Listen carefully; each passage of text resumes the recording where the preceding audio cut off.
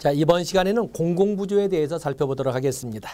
우리가 공공부조, 그렇다면 공공부조는 사회보장기본법에 의거해서 공공부조의 개념을 정리하고 또 그리고 공공부조의 유용에 또 그 근거법에 또 맞추어서 국민기초생활보장제도를 살펴봐야 됩니다. 자, 이렇게 이제 공공부조를 한번 시작을 해보겠습니다. 자, 사회보장이란 사회보장기본법 규정을 보면 사회보장이란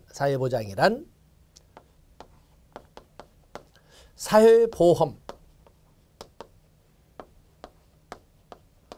공공부조, 사회서비스로 이렇게 이루어져 있습니다. 사회보험, 공공부조, 사회서비스로. 그리고 신설된 걸로서 맞춤형 사회보장으로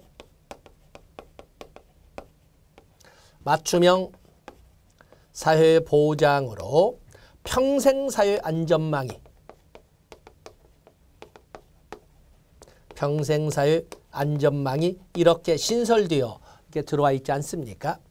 그렇기 때문에 앞에 있는 사회보험, 공공부조, 사회서비스 여기 이렇게 해서 사회보장을 한다면 협의의 개념으로 설명할 수 있고 여기에 맞춤형 사회보장까지를 포함해서 정리를 해본다면 그렇다면 우리가 광의로 이렇게 설명해 볼 수가 있습니다. 지금 우리가 다뤄보고자 하는 것은 바로 이 공공부조입니다. 공공부조. 사회보장기본법 규정에 의해서 공공부조란 공공부조의 개요. 사회보장기본법 제3조를 가져온다면 우리가 정리한다면 공공부조란 사회보장기본법에 의해서 공공부조란 주체 그리고 대상 그리고 목적을 가지고 이렇게 요약을 해 볼 수가 있습니다. 자, 공공부조란 국가 및 지방자치단체의 책임하에 국가 및 지자체 또는 저는 지단이라고 씁니다만 국가 및 지단의 책임하에 국가 및 지방자치단체의 책임하에 생활이 어렵거나 생활을 유지할 능력이 없는 국민의 말하자면 빈곤층을 대상으로 하여 그들의 최저 생활을 보장하고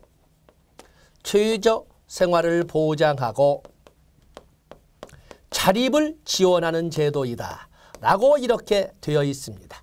그렇기 때문에 공공부조라고 하는 것은 국가 및 지방자치단체의 책임하에 생활이 어렵거나 생활을 유지할 능력이 없는 국민의 최저 생활을 보장하고 자립을 지원하는 제도이다 라고 이렇게 정의할 수가 있습니다. 공공부조, 최초의 근대적 의미의 공공부조법 그러면 1601년 엘리자베스 구빈법을 들고 있지 않습니까? 또 우리나라에서 본다면 우리나라의 공공부조의 근거 법령을 이렇게 본다면 우리는 근대적 의미로서는 1944년 조선구호령을 이렇게 볼 수가 있겠죠. 식민통치의 일환으로 일제 말인 1944년에 제정되었지만 어떤 조선구호령 들어볼 수가 있습니다. 그리고 1961년에 생활보호법이 이렇게 정리가 될 겁니다. 그리고 1999년에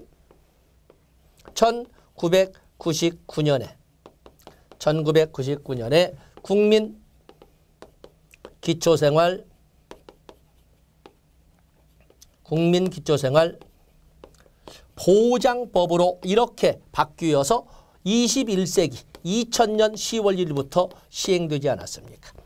이렇게 공공부조의 근거법령을 이렇게 정리할 수가 있습니다.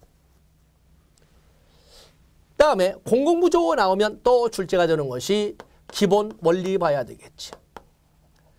기본 원리는 우리는 바로 사회보장기본법 제3조를 가지고 설명할 수 있는데 아까 공공부조가 뭐라고 그랬어요? 국가 및 지방자치단체의 책임하에 생활이 어렵거나 생활을 유지할 능력이 없는 국민의 최저 생활을 보장하고 자립을 지원하는 제도라고 그랬어요. 자, 여기에서 우리가 기본 원리 첫 번째 국가 책임의 원리. 그러나 언제나 국가가 영순위의 순위는 아닙니다. 언제나 소극적 또는 2차적 책임인 것이지 처음부터 국가가 책임지는 것은 아닙니다.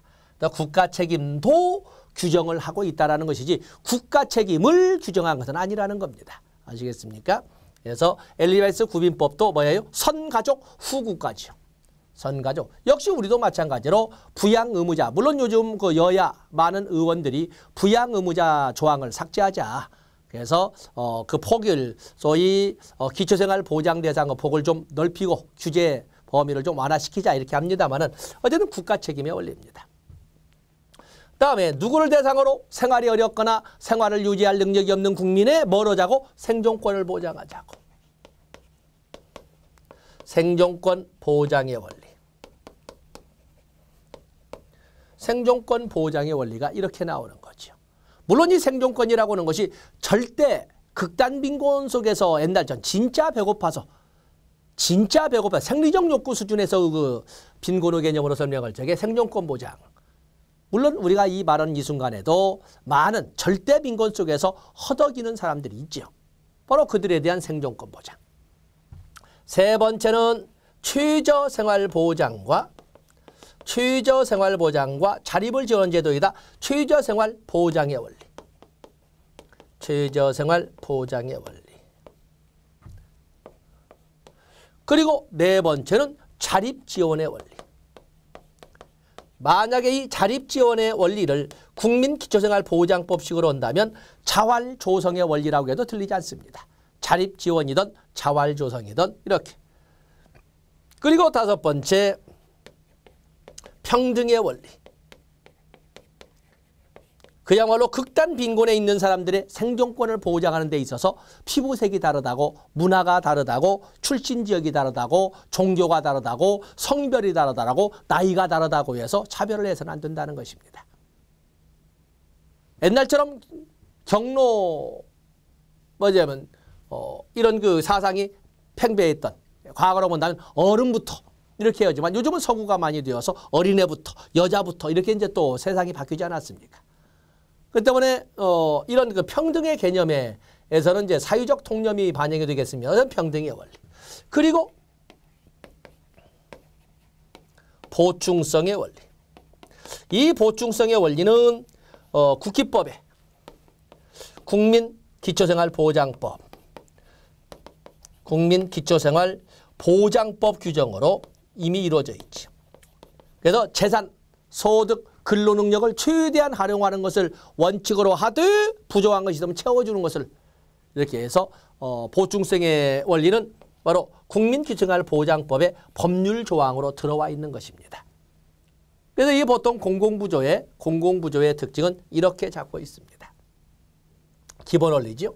그 다음에 조금 전에 말한 특징으로 본다면 공공부조라고 하는 것은 당연히 여기에는 국가 책임. 국가 책임의 원리다. 그리고 공공부조는 무기여지요. 무기여. 기여를 한 적이 있었던 없었던 또는 기여를 할 수 있든 할 수 없든 그건 따지지 않아요. 기여와는 무관하게 무기여라든 기여와는 무관하게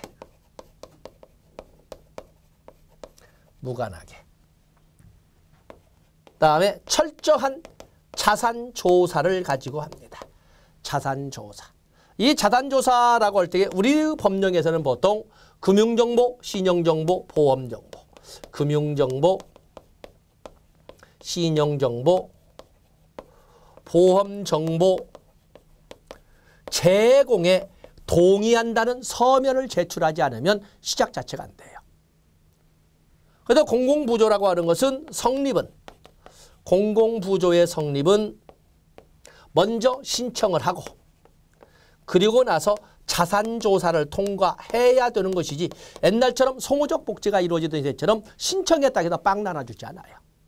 신청을 하면 자산조사 절차에 들어가지. 물론 이 전산 처리를 통해서 이렇게 그려지겠습니다만은 금융정보, 신용정보, 보험정보 제공에 동의한다는 서면을 제출하게 되면 그거에 의해서 금융정보, 신용정보, 보험정보를 검색하게 될 거예요. 그래서 이렇게 해서 성립을 합니다. 여기 보면은 이 무기여 그리고 자단조사를 통해서 밝혀진 극빈층 대상자들을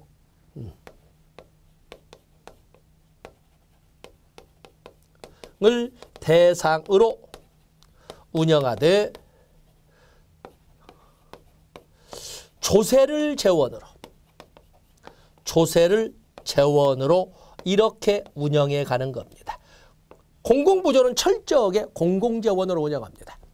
사회보장기본법의 규정을 나중에 또 보겠습니다만 사회보험은 국가 책임으로 공공부조 및 사회서비스는 국가 및 지단의 책임으로 행함을 원칙으로 한다. 이렇게 물론 예외적으로 민간부문, 민영화 이런 식으로 해서 복지다원주의적 입장에서 민간부문의 개입의 공간은 많이 열어놨습니다만 그래도 원칙은 국가 및 지단의 책임으로 행함을 원칙으로 합니다.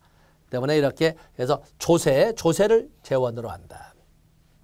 그 외에도 공공부조 보면은 공공부조라고 하는 것은 어떤 스티그마 유발을 최소화시켜야 된다라거나 아니면은 또 그러면 여기에 어떤 열등처우의 원칙이 적용돼야 된다든지 이런 것 등을 쭉 설명합니다. 적어도 여기에 있는 지금 6개를 적었죠. 6개의 특징 정도는 가지고 가셔야 됩니다. 그다음에 공공부조의 실시상 원칙. 실시상 원칙을 이렇게 보시면 실시상의 원칙. 공공부조는 신청, 직권, 병행을 원칙으로 합니다. 옛날에는 직권 신청이라고 직권 또는 신청 이렇게 했는데 지금은 클라이언트 중심의 시대가 되다 보니까 다시 말해 이거 다른 말로 한다면 브래드쇼에 본다면 표현된 욕구로의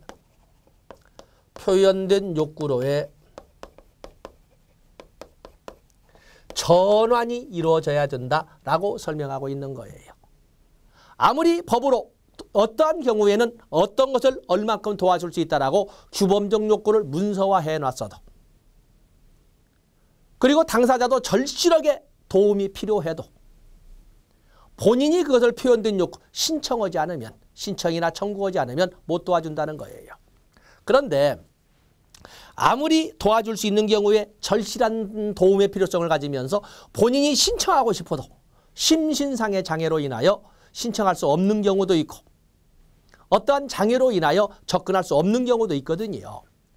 그럴 경우에는 사회보장기본법에 근거하고 국민기초생활보장법 조항에 의해서 사회복지 국가나 지방자치단체가 즉 실질적인 사회복지 전담공무원이 그 신청을 동의를 전제로 하지만 그 신청을 대리할 수 있습니다. 그래서 직권신청이라고 하는 거죠. 이렇게 해서 신청을 하거나 아니면 직권신청을 통해서 표현된 욕구로 전환시켜야 된다. 그다음에 두 번째, 급여 기준의 원칙.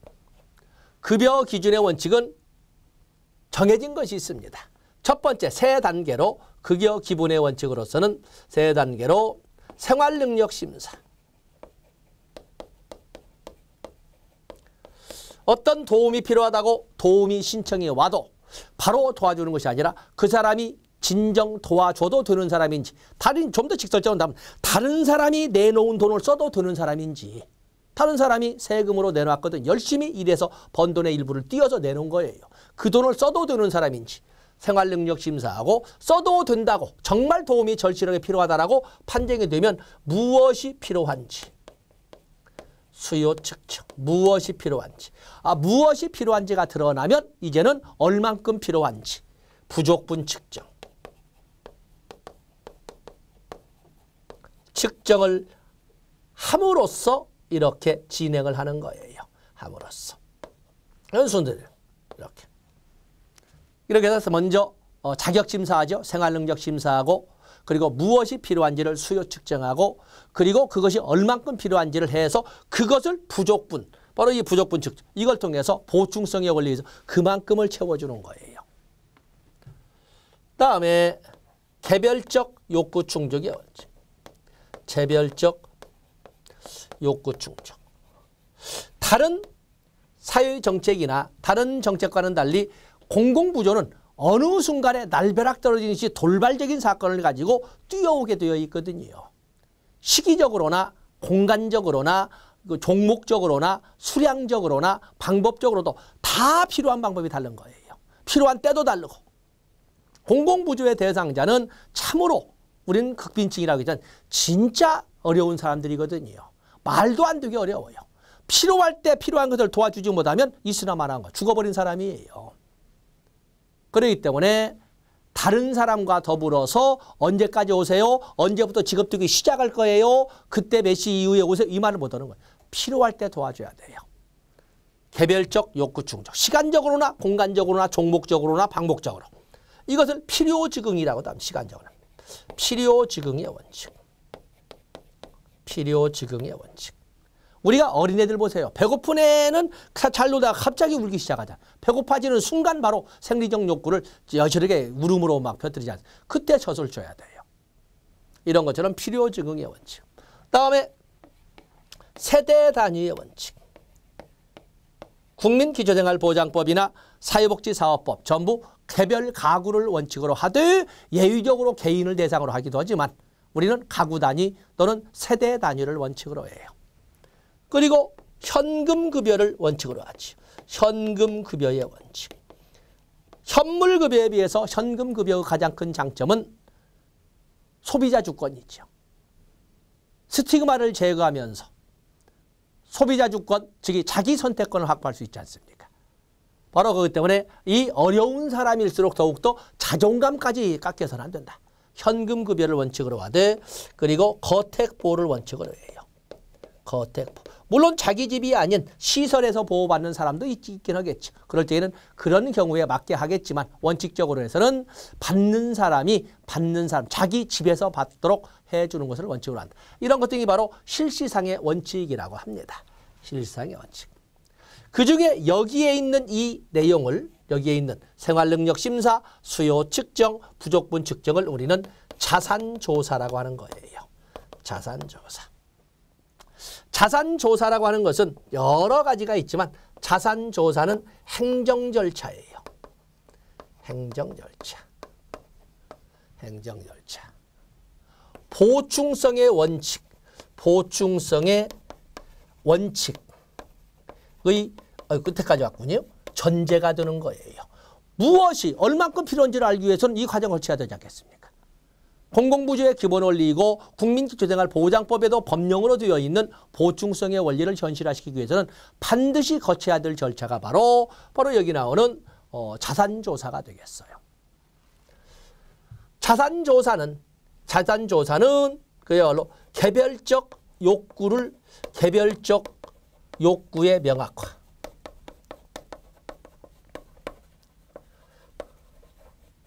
개별적 요구를 명확하는 거 아닙니다. 요구라고 하는 완트는 요구죠.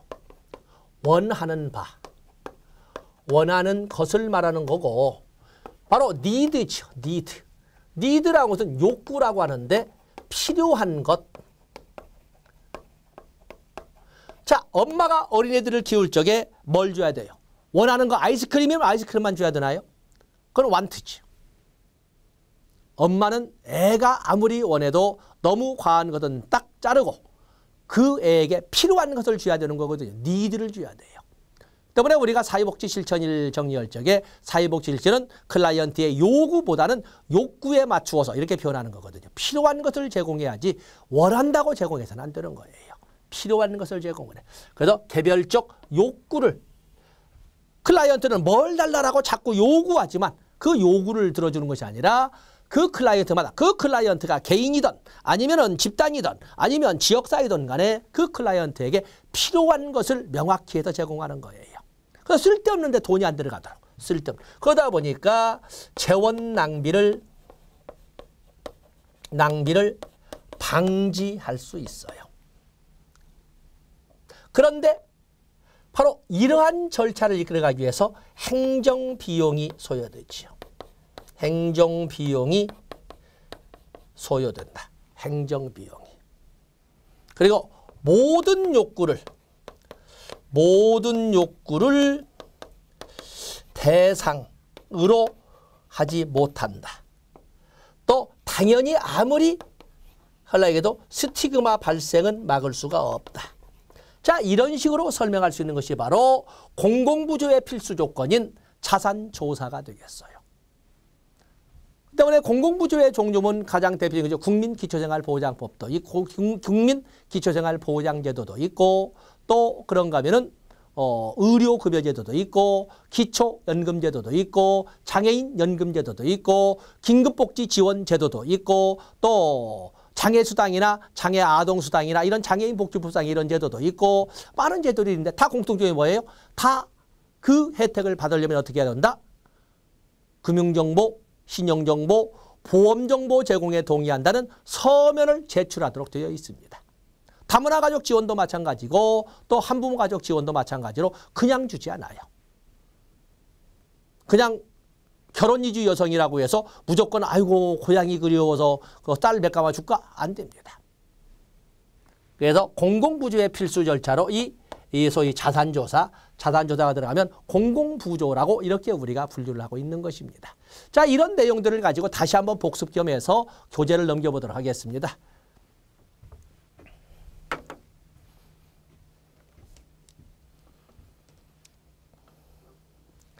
자, 여기 공공부조를 여러분들이 보시면 개념 많이 적어놨는데 첫 번째 보시면 국민의 생존권 보장을 위해 자, 사회복지 정책의 원칙, 어떠한 사회복지 정책을 편성한다 해도 반드시 짚고 넘어가야 할 것은 세 개의 원칙이 있죠.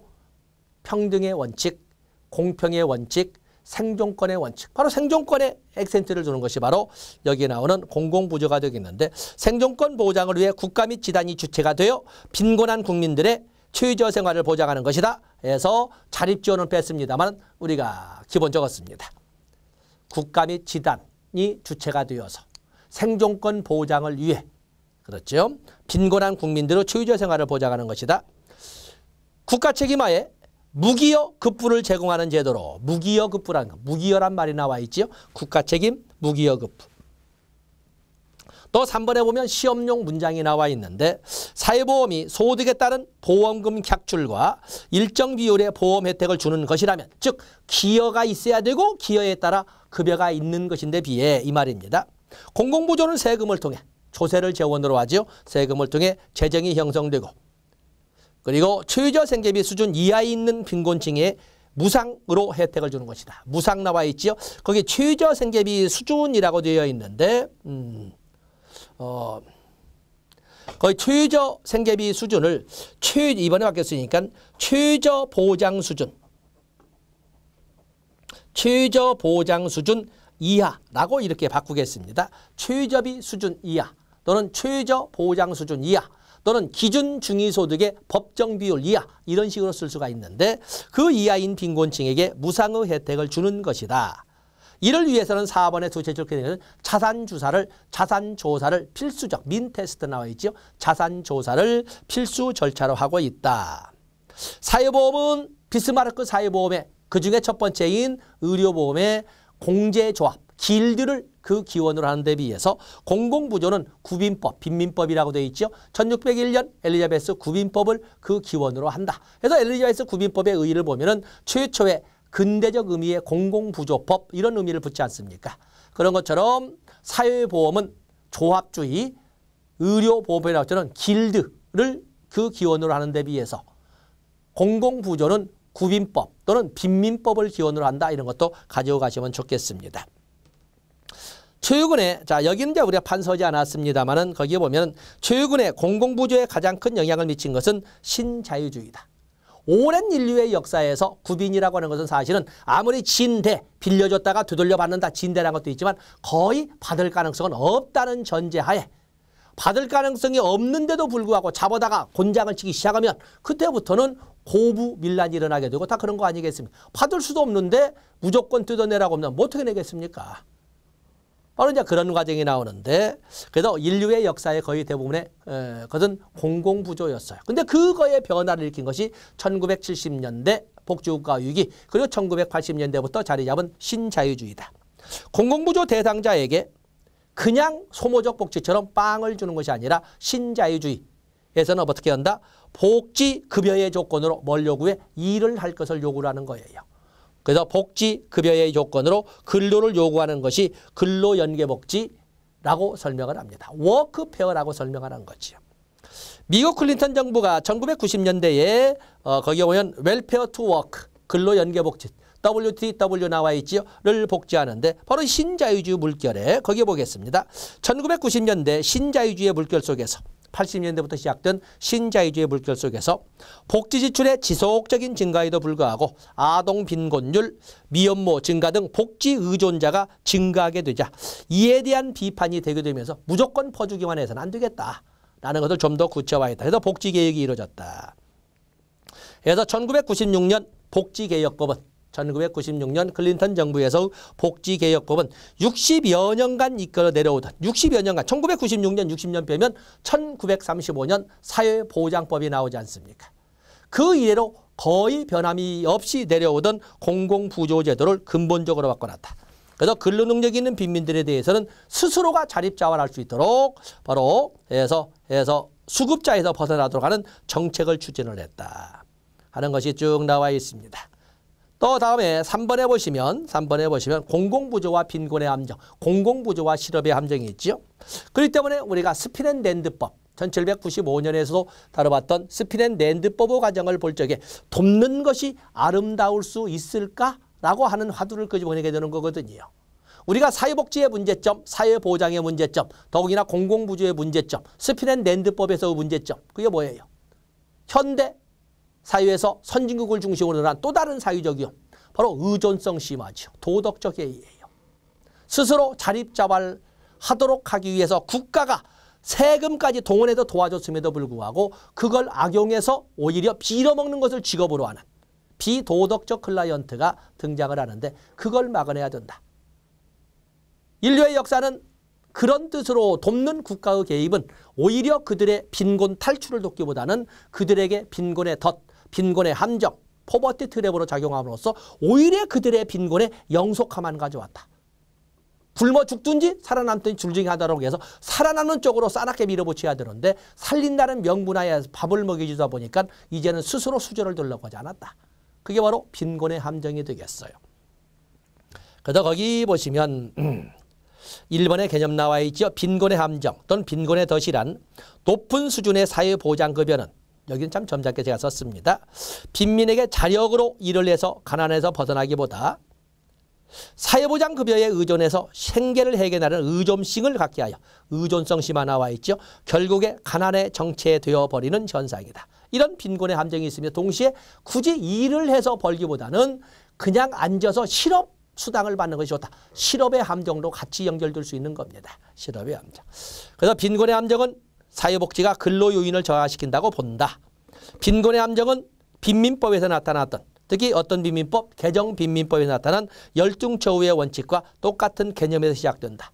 그래서 이 빈곤의 함정을 타파하기 위해서 등장한 만들어 놓은 제도를 부의소득세라고 하는 바로 여기는 소득공제제도 NIT 부의소득세 또는 음해소득세라고 하는데 이런 제도를 만들었다라고 설명을 했습니다. 빈곤의 함정 보시고 다음에 근로장려금이 나와요. 근로장려금은 좀 이따 보기로 하고 왜냐하면 마침 거기 소득공제제도 EITC가 나와서 했습니다만 보고 페이지를 넘어가 보시면 공공부주의 특징 또 공공부주의 기본 원리 실시상의 원칙이 쭉 나와 있습니다. 그리고 자산조사까지 한입에. 자, 지금 먼저 우리가 작업을 했습니다.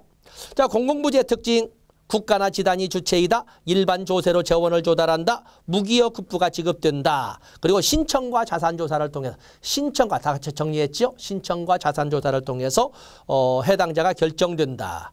또 뭐 5번 알 수 있고 6번 똑같이 무기여를 통해서 이루어지는 둘째 줄 수직적 재분배, 소득의 수직적 재분배 이런 그 성격이 있다. 또 7번 다 알 수 있고 8번 공공부조는 사회통제적 기능을 가지고 있다. 공공부조는 거기서 보면은 사회통제적 기능을 가지고 있습니다. 규제적 특징이 있다. 무조건 손을 내민다고 되는 것이 아니라 급여 혜택을 받기 위해서는 결국에 철저한 내면 세계까지 간섭을 받아야 된다. 그런 점에서 통제, 규제의 의미를 부정할 수 없다. 그래서 자산조사한다는 자체가 자산조사, 소득조사와 자산조사는 다른 소득조사는 그냥 통계치에 나오는 숫자만 가지고 얼마 벌었는데 얼마 썼고 얼마밖에 안 남아요. 얼마가 부족해요. 라고 하는데 그에 의해서 너 가족은 어떻게 되고 도와줄 의지는 있어? 이런 것까지 보이지 않는 영역까지를 다 주지는 것이 자산조사다 보니까 개인의 사생활 침해는 당연하고 그런 과정에서 스티그마의 유발은 당연하다는 거예요. 그다음에 10번에 보충적 성격 나와 있고 그리고 뭐 사회적 형평도 뭐 다 좋습니다. 다른 거 다 알 수 있고 8번에 사회 통제적 기능을 가지고 있다는데 액센트를 다시 한번 주십시오. 그다음에 오른쪽 페이지에 보면 공공부조 제도의 기본 원리가 나와 있습니다. 기본 원리에서 거기 6개 나와 있지요. 6개에서 국가 책임, 번호가 바뀌었군요. 국가 책임의 원리, 생존권 보장의 원리, 그리고 최저생활 보장, 또 자립지원, 평등, 보충성 이렇게 6개의 원칙 여러분들이 기본적으로 알고 가고 있고 그다음에 실시상의 원칙에서 직권신청, 사실 또 신청직권보호라고 이렇게 설명해야 되는데 그러면서 다른 건 다 알 수 있습니다. 개별적 욕구 충족이나 필요지급 또는 뭐 세대 단위 또는 현금급여, 거택보호 할 수 있지만 실시 기준에 대한 원칙으로서는 3단계 생활능력 심사, 수요 측정, 부족분 측정 이렇게 해서 3개의 단계를 약간 표현을 바꿨으면 같이 봐주시면 되겠어요. 자, 이런 것이 바로 공공부조의 것이고 그 마지막에 말했던 생활능력을 심사하고 그리고 수요를 측정하고 그리고 무엇이 필요한지를 알았으면 얼마큼 필요한지 부족분을 측정해서 보완하는 바로 그 절차를 자산조사라고 하는데 페이지를 넘어가 보시면 자산조사의 개념이 나와 있죠. 자산조사라고 하는 것은 거기 쭉 있는 것처럼 4번에 법적 틀 안에서 이루어지는 행정적으로 이루어진다. 행정 절차라는 것을 분명히 하고 있고 장점과 단점을 여러분들이 직접 손으로 정리를 했습니다. 이렇게 해서 공공부지의 큰 틀을 본 겁니다. 공공부지의 큰 틀. 자, 다시 여러분들이 348쪽으로 와서 보시면 바로 우리가 다룰 것이 근로장려금, 자녀장려금. 이 교재를 펴내고 나서 또 제도가 바뀌었어요. 그래서 여기는 좀 약간 수정을 해서 노트 정리를 하도록 하겠습니다. 자, 거기에 보시면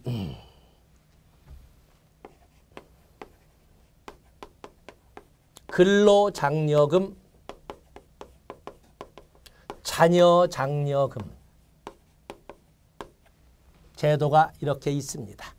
근로장려금, 자녀장려금. 자, 정책 분석하겠습니다. 길버트와 스펙트가 한 것처럼 누구를 대상으로 하느냐, 무엇을 제공하느냐, 무슨 돈으로 운영하느냐, 누가 관리 운영하느냐. 자, 누구를 대상으로 할당.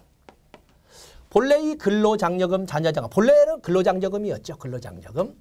이 대상을 보면 여기는 극빈 근로자 가구를 대상으로 했어요. 워킹 푸어라고 그러죠. 워킹 푸어라고 불리우는 극빈 근로자 가구를 원칙으로 했어요. 마치 1795년 스피넨랜드법처럼. 그런데 오늘날 경기 침체가 또는 경제적 위기나 경제 침체가 너무 장기화되다 보니까 많은 자영업자들이 도산에 빠졌어요. 그래서 나오는 것이 바로 영세, 옛날과는 달리 영세 자영업자도 포함을 시켰어요. 영세 자영업자도 포함이 됐습니다. 일부 전문직을 뺀 나머지 영세 자영업자 다 여기에 포함된다고 볼 수 있습니다. 다음에 무엇을 제공할 것인가? 급여. 이 근로장려금, 자녀장려금은 현금 급여를 제공을 합니다. 현금 급여를. 현금 급여를 제공하되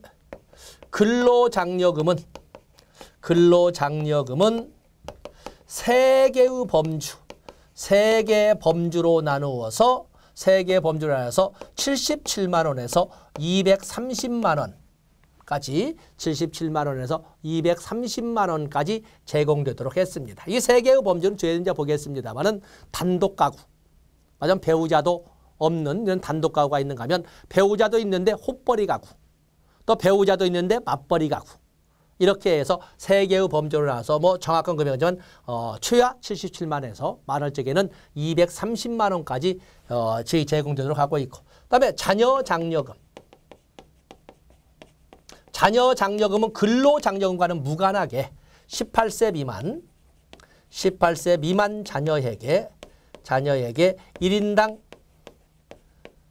50만 원씩 별도로 제공되도록 해서 현금 급여를 제공을 합니다. 다음에 무슨 돈으로 운영할까? 당연히 여기는 공공재원인 조세를 재원으로 운영을 합니다. 근거법으로서는 조세 특례 제한법, 조세 특례 제한법의 법 근거로 조세 특례 제한법을 근거로 해서 조세를 가지고 사실 이건 퍼주는 거잖아요.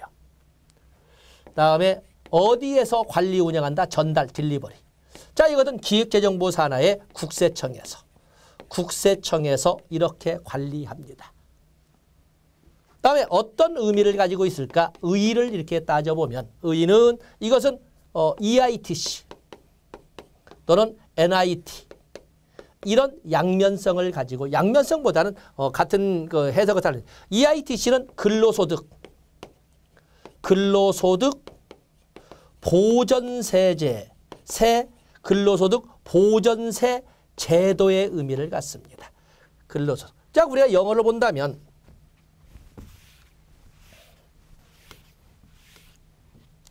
earned income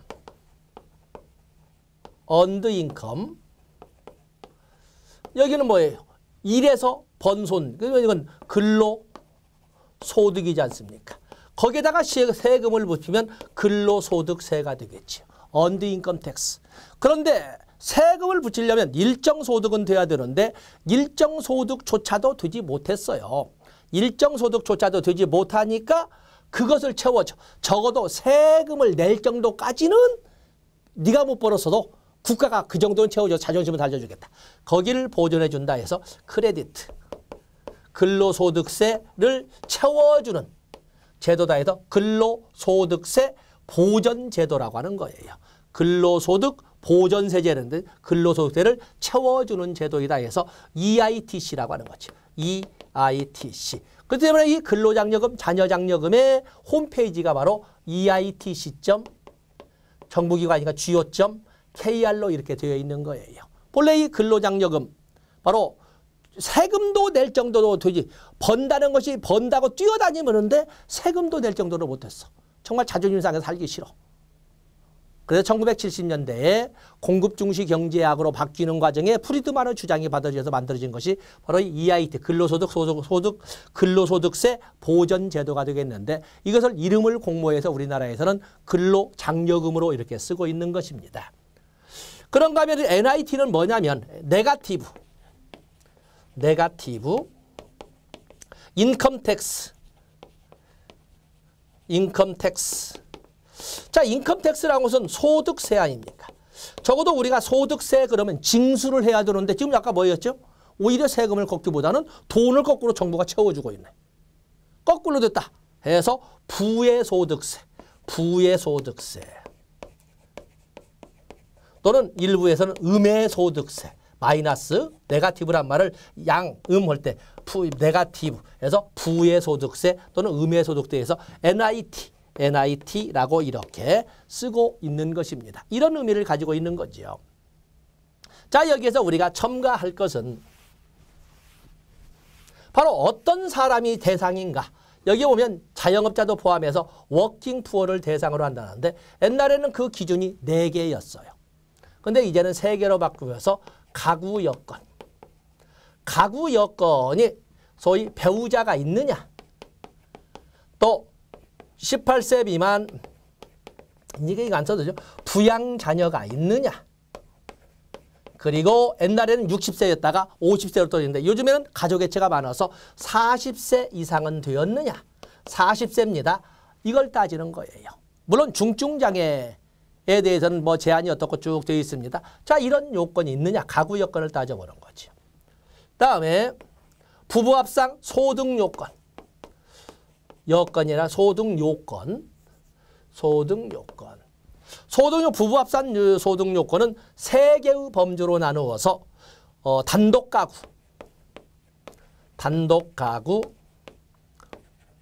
헛벌이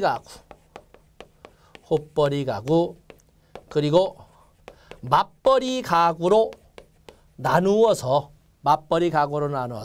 여기는 1,300만 원, 1,300만 원, 2,100만 원, 뭐 금액이 암기할 아니죠. 2,500만 원 미만인 경우에 신청할 수 있습니다. 소득요건. 이렇게 세 개의 범주로 나눠서 하되 여기는 상한선 77만 원까지 지급을 하고 여기는 상한선 230만 원까지 지급을 하는 겁니다. 그런데 중요한 것은 자녀 장려금은 4천만 원까지 별도로 신청할 수 있습니다. 부부 합산 총소득이 4천만 원이 안 되면 자녀 장려금 신청할 수 있습니다. 알겠죠? 그리고 볼 것이 바로 재산 요건입니다. 종래에는 주택 요건이 있었는데 이제는 주택 요건을 없애버리고 재산 요건만 해가지고 1억 4천만 원 미만인 경우에 신청할 수 있습니다. 그러나 1억 이상 전 가구의 재산이 1억부터 1억 4천이 되면은 1억이 넘게 되면 50%만 지급하도록 이렇게 되어 있는 것입니다. 자, 이렇게 약간 바뀌어 있는데 그래서 근로장려금 보시면은 거기 다른 거 다 좋습니다만은 1번의 개념 보시면서 2번 특징 보세요. 근로장려금은 지난해까지 이런 사람에게는 지급됐지만 올해는 자영업자까지 최대 230만 원까지 이렇게 확대되었다. 그래서 왼쪽 페이지 2번에도 77만 원에서 230만 원까지 지급된다는 말을 해 주시면 되겠습니다. 그리고 쭉 내려보시면 신청 요건에서 가구 요건에 신청자가 50세가 아니라 40세 이상으로 범위가 넓어졌고 총소득 요건에서 넘어가 보시면 단독 가구, 헛벌이 가구, 맞벌이 가구로 세 개의 범주로 나누어 설명을 하되 자녀 장려금은 그거와 무관하게 4천만 원 이하이면 신청할 수 있도록 해놨습니다. 그리고 그 밑에 주택 요건 삭제하시면 됩니다. 주택 요건 빠졌습니다. 재산 요건 1억 4천만 원 이하에 제공을 하는데 1억부터 1억 4천까지는 다 주지 않고 50%만 지급하도록 이렇게 제도가 바뀌었습니다. 자, 그렇기 때문에 우리가 근로장려금, 자녀장려금에 대한 변화된 제도 40세라는 것도 여러분들이 봐주시고 나머지는 거의 변함이 없습니다. 자녀장려금은 부부 합산 총소득이 제한 없이 4천만 원까지 신청 가능하다는 거, 부양자녀 한 1인당 50만 원까지 제공될 수 있다는 거, 이런 것도 알아주시면서 저출산 문제 해결책으로도 등장했다는 것을 여러분들이 같이 신경 써주시면 됩니다. 자, 이 시간은 여기까지 하고 다음 시간에 352페이지 빈곤의 개념부터 진행하도록 하겠습니다. 고맙습니다.